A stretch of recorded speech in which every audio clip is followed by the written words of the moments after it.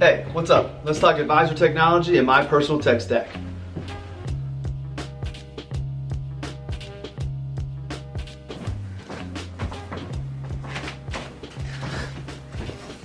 Alright, so as I thought about this video some more, I decided I'm going to break it into chunks, make it more digestible. Maybe I'll put it all together in one long podcast so you can just listen straight through and hear everything. But at least from the video standpoint, we're going to break this up into chunks. Maybe 3, we'll find out. I got to wait and see how this goes. So as you heard in the intro, I love my fintech. Love technology, love it in my personal life, but also love what it can allow me to do from a efficiency standpoint with the business and also client experience and the planning work that we do for our clients.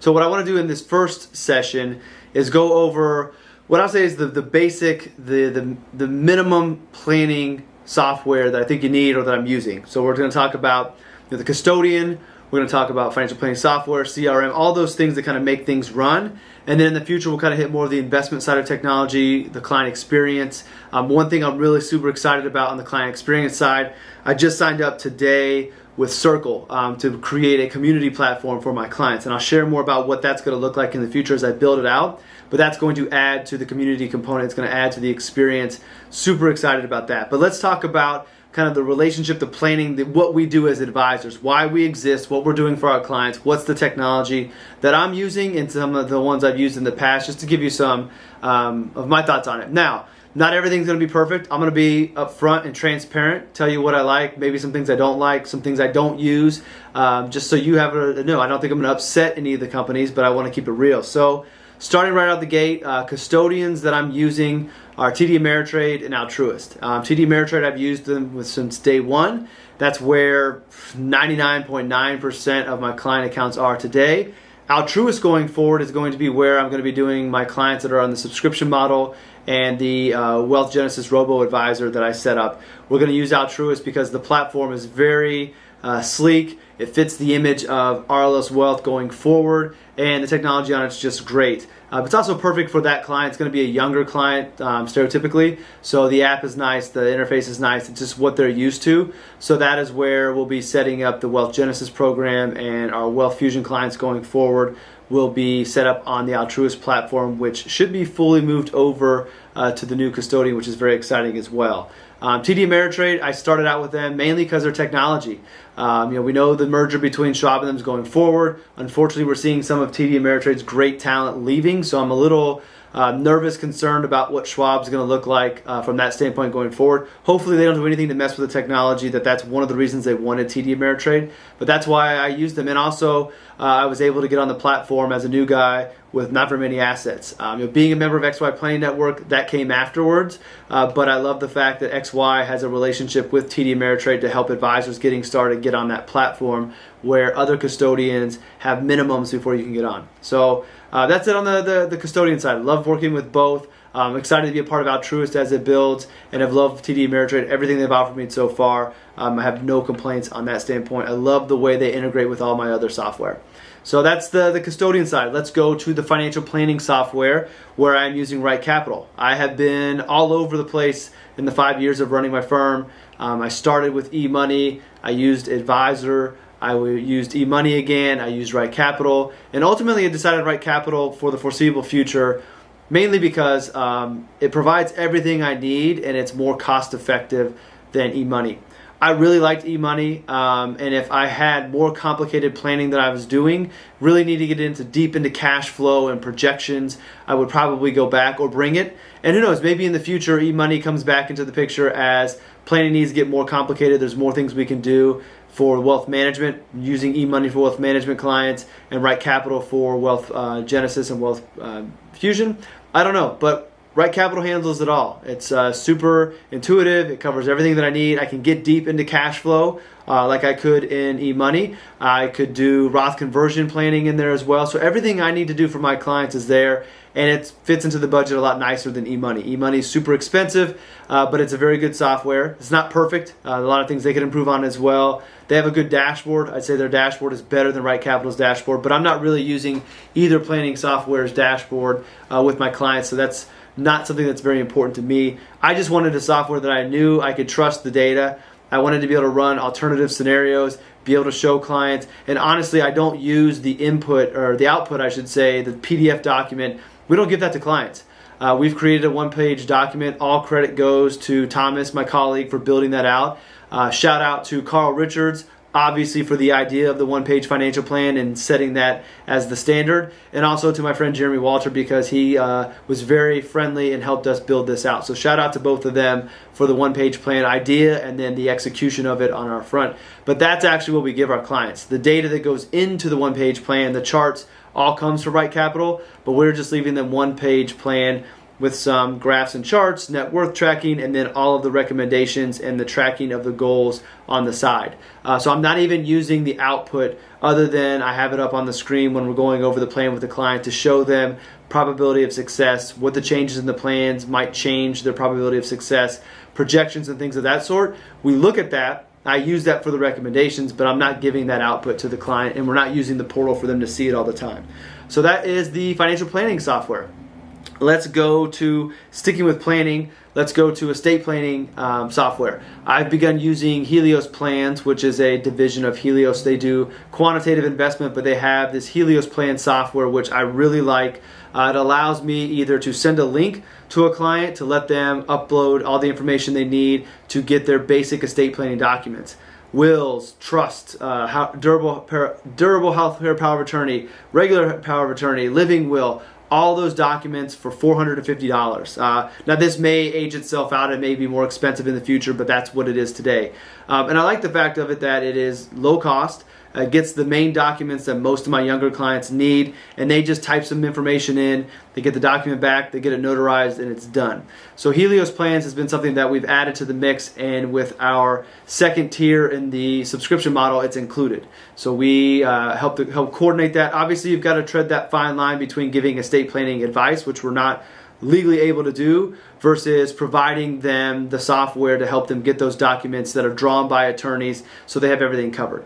And we can answer the basic questions about, guardianship and different things of that sort without getting into an area we're not qualified to get into. But the main thing is, rather than having to send my clients off to go see an attorney for basic planning documents, I can give them a link. We could even pull it up in the office and go through it together, have the legal team draw it up, have them have it reviewed, and then get it notarized, and it's done. It's a quick process, very seamless. As the advisor, I'm kept up to date with what's going on.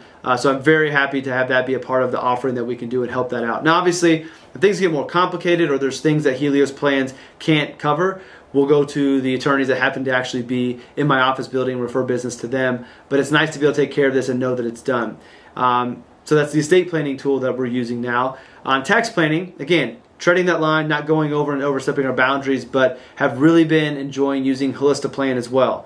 Awesome software, upload tax return, it comes back, analyzes it, gives you recommendations, allows you to make changes to see what the impact may be. A very easy process, very valuable, and it allows us as the advisor to make sure we don't miss any of the low-hanging fruit, so that when we're coordinating with the CPAs of our clients, we're able to offer some suggestions and recommendations to bring to the table, because not every CPA is looking for strategy. Some CPAs are just doing the number crunching and getting the returns done. They're not doing strategy or looking for opportunities or trying to figure out what's the amount that we can do from a Roth conversion without bumping up their effective tax rate. So really looking to use that as well with that 300 level tier of $300 a month in the subscription model. And obviously the wealth management, we're using it with them now as well. So that is the other big planning. Real quick, we use Maximize My Social Security to do Social Security analysis, look at different scenarios, look at what the most maximum benefit they could get, run different scenarios to have a conversation about what might be the best approach for our clients when it comes to Social Security.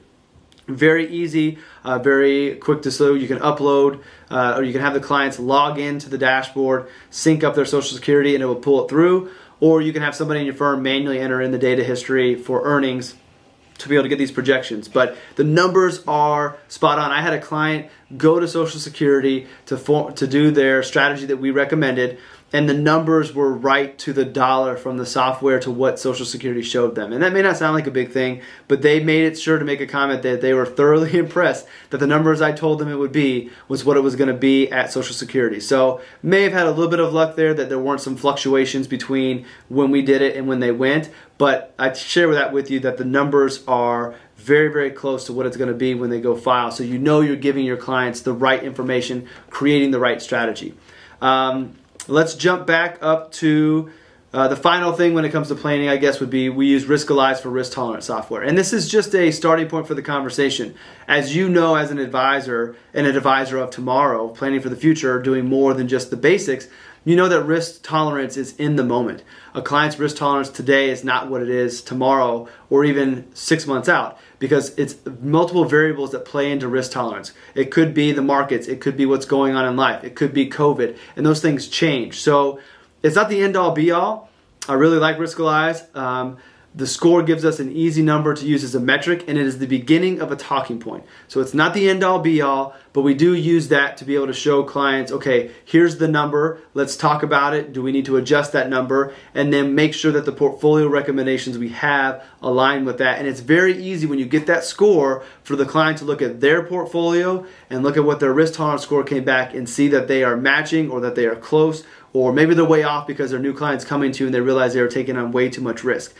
When you're using a risk tolerance software, whether it's Riskalyze or one of the other ones, it's not a one-time done, set it and forget it. You need to continue to update that, have conversations centered around that risk, but that's what we're using. And I've been using that since the early days of the firm as well. Very happy with it. We use the IPS statement, not trying to be too complicated. We let that generate the IPS statement, so now we have that rather than drafting up our own. Again, just to communicate with the client so that we're all on the same page, and when we need to update it, we update that, whether it be portfolios change or risk tolerance change, we always update that IPS, but that comes from Riskalyze, which honestly, early on, that was one of the big things I really liked about it. I know that Riskalyze has a lot of capabilities I'm not using, but I'm okay with that. I just want to make sure that we're having a discussion, clients understand risk and how it fits into the portfolio, and we have a way to measure it and adjust it going forward.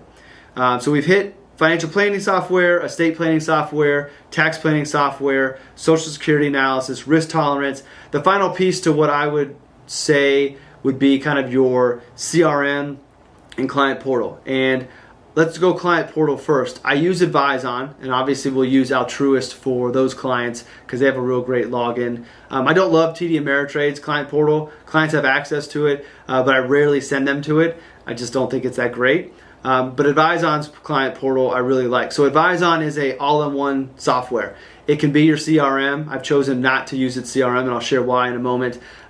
It could be your client portal, performance reporting, billing. It does a lot of the compliance software tracking is in there as well. You can upload when you did your IPS statements, all those things for record keeping.